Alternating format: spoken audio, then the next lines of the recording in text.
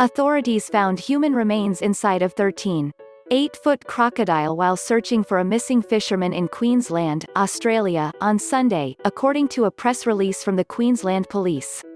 Investigators have captured and killed 2 crocodiles amid the search for the fisherman, 69-year-old Andrew Hurd, CNN reported. Hurd was last seen around 3 p.m. on Thursday, according to officials.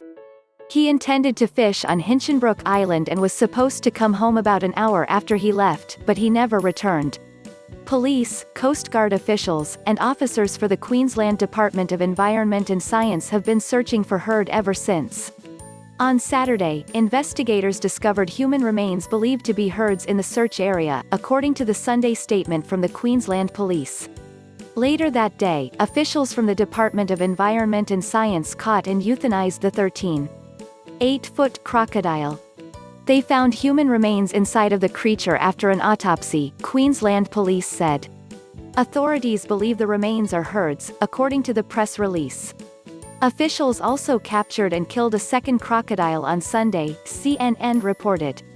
The autopsy on the 9.8-foot crocodile had not been completed at the time this article was written, but the animal appeared to have been involved in the incident.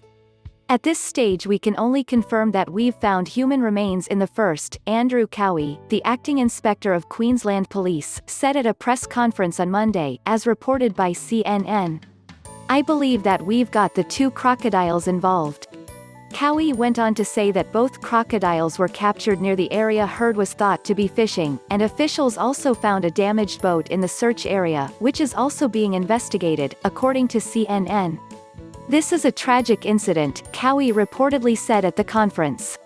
Hurd's disappearance marks the 3rd crocodile attack in Queensland in the last month, as The Guardian reported.